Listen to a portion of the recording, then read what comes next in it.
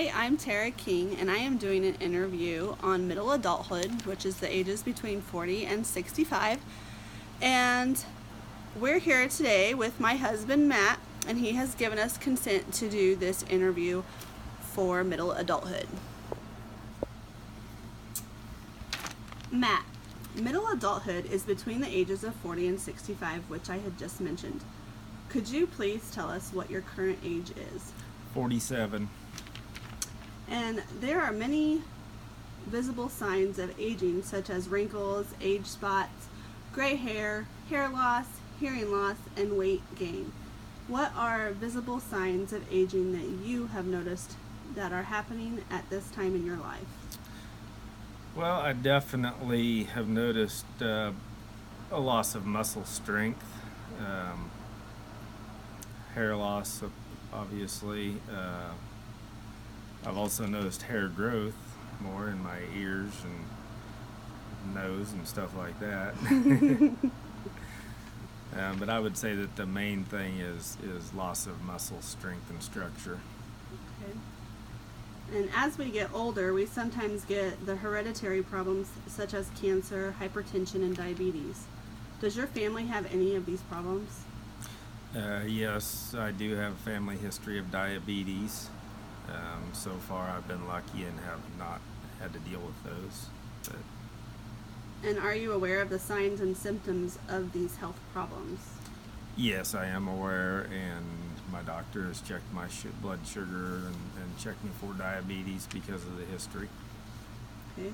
And cognitive development is the construction of a thought process which includes remembering, problem solving, and decision making from childhood through adolescence and adulthood. Since entering middle adulthood, have you noticed any cognitive or intellectual decline in how you make decisions or remember things?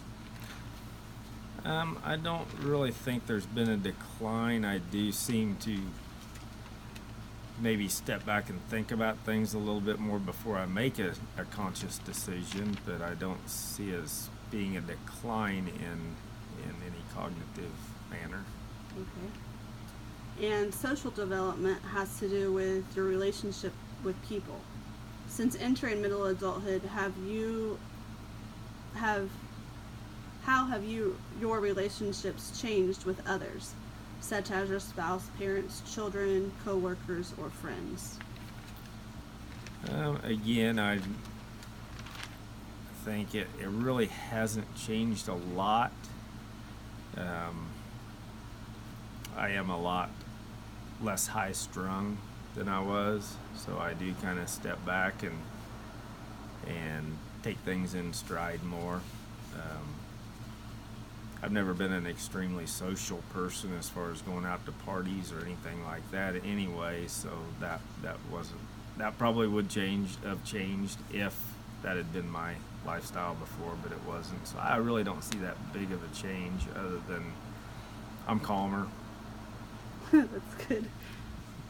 At this part in your life, what is your career? I'm a business owner. I pour and finish concrete. And are you comfortable and content with your career? Why or why not? Yes, I am. I worked for a contractor for many years, and I've just recently went out on my own, and I think it was the right choice. I made a lot of contacts when I was working for the other person, and those contacts are helping me now, and I'm more secure and more relaxed now than I ever have been.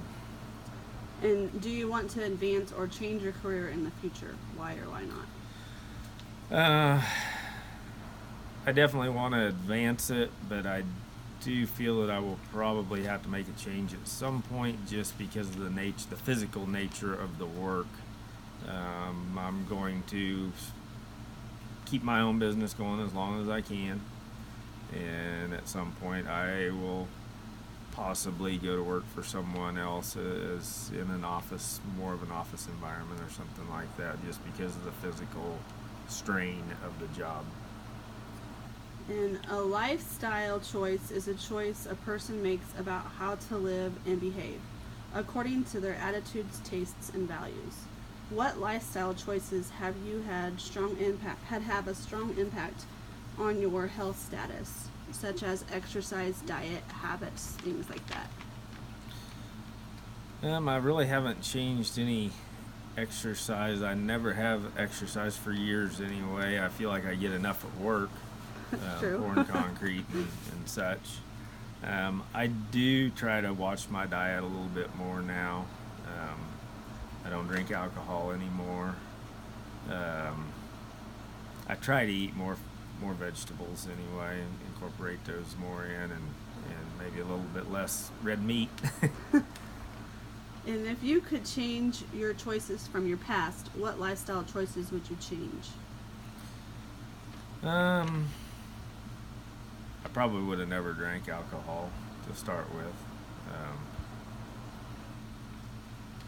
Other than that, there's probably not a whole lot that I would have changed. And according to the theorist Erik Erikson, a midlife crisis stems from panic that results of identity formation and sense of independence being undeveloped at the time of middle adulthood. Many problems arise from midlife crisis stems from the inability to separate social and family identity. Midlife crises are common in middle adulthood. Do you predict you will, or have you felt like you have experienced a midlife crisis? Yeah, I think my midlife crisis happened a long time ago, actually. Probably in my early 30s, early to mid 30s, I kind of had that. I wanted to get out and, I thought about restoring an old car, and I had a lot of these things that I all of a sudden wanted to do, and I ended up and didn't do most of them, but I did feel myself having a midlife crisis in my probably middle 30s, somewhere in there. Awesome. Well, Matt, I just wanted to thank you for your participation and for taking the time out of your day to do this interview with me. You're very welcome.